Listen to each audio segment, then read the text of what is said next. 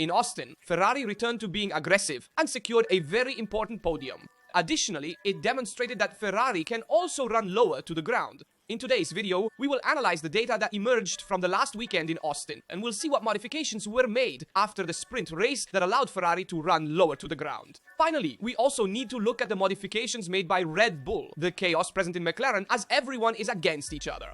Also, pay attention to the words of Zach Brown, who says that this championship will be like that of 2007. Before we start, please remember to leave a supportive like. And now let's see everything in detail. In Austin, Ferrari showed its teeth again after a disastrous Friday. The SF25 was reborn on track thanks to a bold technical choice that few noticed, lowering the car when everyone else raised theirs. A reversal of trend that changed the weekend for Ferrari and tells much more than just a good result. In fact, the free practice sessions had foreshadowed the worst. Transmission problems for Leclerc, an unstable and slow car, Hamilton 8th and Leclerc 10th, nearly 1 second from the top. Everything suggested yet another weekend to forget. But in the sprint and then in the race, the SF25 transformed. Not only because of the incidents that took out 4 cars in front of the Ferraris, Norris, Piastri, Hülkenberg and Alonso, but because in the truly representative laps, Ferrari showed a surprisingly competitive race pace. The key came between the sprint and Saturday's qualifying. Analyzing the data, the technicians led by Matteo Toninelli realized that Ferrari had been too cautious in the initial setup. The fear of the bumpy Kota asphalt, deformed year after year by the aquifer, had led the engineers to raise the car more than necessary, sacrificing downforce and mechanical grip. An understandable but limiting choice. And when the Parc Fermé was reopened, the decision was made: lower the SF25 and take the risk. While Red Bull, McLaren, and Mercedes decided to raise their cars to avoid damage to the floor and the plank, Ferrari dared to go in the opposite direction. The result: a more stable car, more responsive in changes of direction, and finally able to utilize the tires properly. In qualifying, the gap to the top decreased by 0.7 compared to Friday. Leclerc was just 6 thousandths away from Norris's McLaren, a huge improvement compared to the trends of recent races.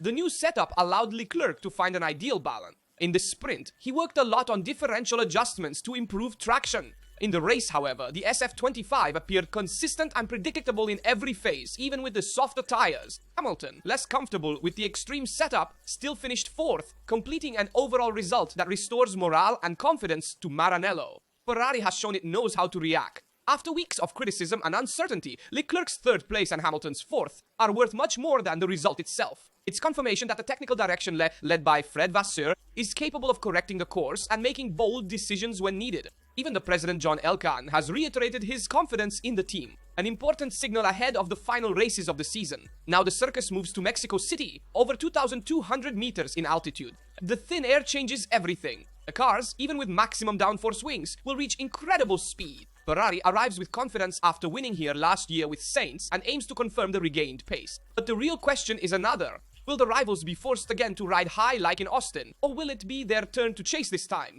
And Hamilton is already looking to Mexico and said that Ferrari is ready to surpass Mercedes. Let's look at his words in detail.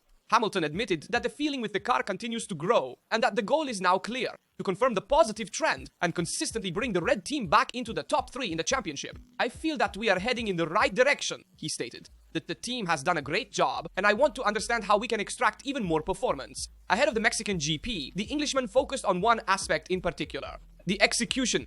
A topic often emphasized by Frédéric Vasseur as well. It has become crucial in the improvement seen in Austin, especially in the pit exit times and the management of preparation laps in qualifying. Hamilton explained that he will spend the next few days reviewing the data and studying the behavior of the SF25 to understand where to find additional margin. I will dive into the data to understand how to achieve better performance and position the car a bit further forward, he said. But the progress is visible and the team knows it well. The 7-time world champion does not hide. The priority is to surpass Mercedes in the Constructors' Championship. Mercedes won 2 races ago, but in Austin they were behind us. It's hard to understand these continuous changes, he commented, but we are confident that our car will be even stronger in Mexico.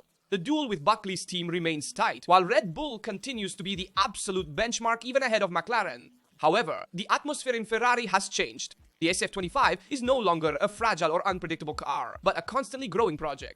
The Mexico circuit will be crucial for Ferrari. The thin air changes the aerodynamic behavior of the cars and puts the engines to a severe test. But Ferrari arrives with positive feelings and a setup that seems to fit well with the characteristics of the track. Hamilton and Leclerc have both shown signs of improvement, and for the first time in months, the team appears united and confident in its capabilities. With Mercedes in the crosshairs and a less dominant McLaren compared to the start of the year, Mexico could become the turning point of the season. And while Ferrari lowered their car in Austin, McLaren had to choose a conservative approach, staying a bit higher off the ground because they had no data to analyze after sprint race, as both Norris and Piastri retired in the sprint race. Therefore, to avoid possible disqualifications that could harm the championship, they preferred to run more conservatively with a car higher off the ground. On the contrary, Red Bull was able to take more risks and Verstappen also ran lower, as did Ferrari. The Austin weekend marked a clear turning point. The RB21 regained balance, speed, and consistency, catching up to a McLaren that seemed unbeatable since mid-season. But what really allowed the Milton Keynes team to bounce back, behind Verstappen's comeback and regained competitiveness, there's much more than just a stroke of luck. When McLaren decided to stop developing the MCL39 before the summer break, they did so from a position of strength. The Woking car dominated the scene, fast and balanced on every type of track. Red Bull, on the other hand, chose a different path. To continue evolving the RB21, bringing constant updates even towards the end of the season. A risky but winning choice. In fact, little by little, the Milton Keynes team closed the gap, also taking advantage of Oscar Piastri's missteps, with over 60 points lost in 4 races and the development limits of their rivals. The heart of Red Bull's improvement lies in an often underestimated aspect, the ride height. Since Monza, Andrea Stella, McLaren's team principal, had hinted that the RB21 was running much lower compared to the start of the season. And the drivers' comments confirm this. Both Verstappen and Tsunoda have increasingly talked about the floor touching the asphalt, a sign of a car working at the limit. And Andrea Stella explained, if they've improved the car, it's because they've solved certain aerodynamic problems. A new floor arrived at Monza, a new wing in Singapore. If I had to bet, I'd say the key is the ride height. Red Bull found the perfect point, managing to better exploit the airflow under the chassis without damaging the plank. An equilibrium that McLaren, lacking data in the sprint, couldn't replicate, choosing a higher and more conservative setup. Laurent Miki, Red Bull's team principal, said that reducing everything to a single element would be wrong. It's a set of factors that work in synergy. So the credit isn't just in the floor, but from 4 updates at the front and 2 evolutions in the floor. Altogether, the Red Bull update package worked, and now the message is clear. Red Bull is competitive again on all types of tracks, and with Verstappen back at his confidence peak. The remaining races promise a tight battle against a McLaren, forced to chase this time. So McLaren was forced to run higher and more conservatively with their car because they didn't have data available, unlike Red Bull and Ferrari, as both Norris and Piastri retired in the sprint race. However, this scenario will not be repeated in the following races. Surely McLaren will be more careful with their drivers. Both will try not to retire, and so even in the weekend with the sprint race, they will be more attentive to have all the data available and maximize the car's potential, and therefore run lower like Red Bull and Ferrari. But note that Andrea Stella has made a bold statement about the championship. In fact, the McLaren team principal clarifies things. There will be no hierarchy between Oscar Piastri and Lando Norris, at least as long as the math leaves every possibility open. With Max Verstappen in full comeback in the championship, the Woking team principal reiterates that there is only one priority: maximize the potential of both drivers every weekend. Thanks to his Austin victory, Verstappen has reduced the gap to the leader, Oscar Piastri, to 40 points, recovering 64 points since the summer break. The margin between the 2 McLaren drivers, however, has dropped to 14 points, indicating an increasingly tight internal rivalry. Despite this, Andrea Stella has no intention of imposing team orders. Only mathematics can close the door to one of the two, declared the team principal. There are still 5 races and 2 sprint races, so we can also increase the lead over Max. That's how I see this situation. McLaren's policy has been clear since the start of the season. Absolute equality in treatment, and Andrea Stella looks optimistically at the last 5 races of the season. According to him, McLaren still has room for growth. We have favorable tracks coming up, and I believe there's still a lot of potential to extract from the car. The drivers also know they can do more compared to some previous races. And Andrea Stella recalled some previous years when McLaren was in the title fight. Just look at 2007 or 2010, he said. Years when the championship was decided in the last race, and in some cases the third in the standings won. We won't prioritize anyone until the math dictates it. This is a clear reference to the logic that also guided Ron Dennis in the times of Hamilton and Alonso. Racing freely, but always in the service of team results. And Zak Brown also makes a bold statement like Andrea Stella. In 2007, we had 2 drivers tied on points and Kimi Raikkonen beat them by a very small margin. But this is how McLaren wants to race. We want 2 drivers capable of winning the championship. It's a risk, we know it, but we prefer to compete this way. So the American CEO reiterated that the team will not impose hierarchies. Norris and Piastri will have equal opportunities until the end.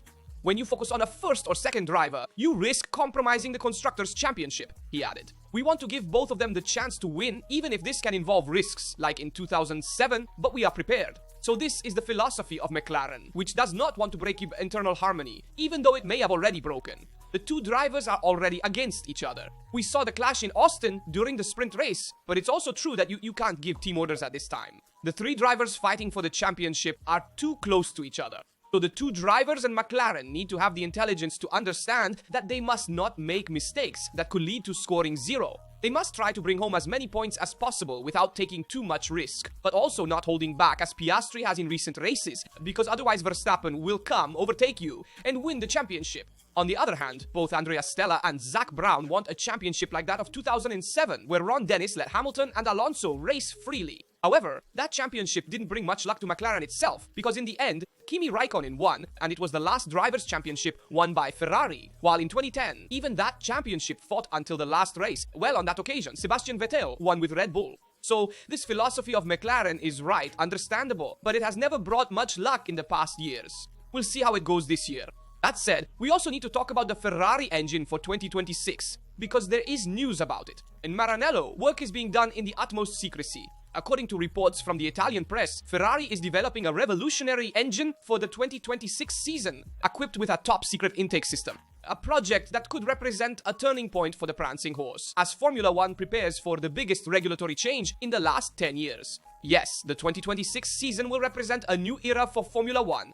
The chassis and power unit will be completely redesigned, with rules focusing on 50% electrification, fully sustainable fuels, and active aerodynamics. A mix that will radically change the way only single-seaters are designed and will challenge even the most experienced engine manufacturers. On the power unit front, the grid will see 5 official manufacturers: Ferrari, Mercedes, Honda, Audi, and Red Bull Powertrains Ford. With the official return of Honda alongside Aston Martin and the arrival of the Audi Formula One project, the internal competition between engine manufacturers will be fierce. According to a recent investigation, Ferrari is developing a new engine block with an aluminum alloy head that integrates an unprecedented intake system, protected by the utmost technical secrecy. The current design was created to replace a previous, more radical solution, a highly innovative steel head desired by Wolf Zimmermann, former head of research and development of the engine section. However, the steel project was abandoned due to reliability issues, pushing Ferrari towards a lighter but equally sophisticated configuration.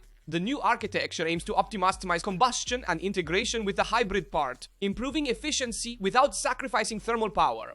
We know that Zimmermann is set to leave Maranello once the work on the 2026 engine is completed. He has been a key figure in the development of modern Ferrari engines, and according to rumors, he is in talks with Audi Formula One, where his deputy, Lars Schmidt, would also follow him. In his place, Enrico Gualtieri will take over, who is currently the technical director of the power unit division, and will take charge of the project right in the most delicate phase, the integration between the combustion engine and MGUK, the main electric part. However, the change of direction has led to a delay in development. Switching from one cylinder head to another caused them to lose weeks of development compared to their direct competitors. The consequence is clear.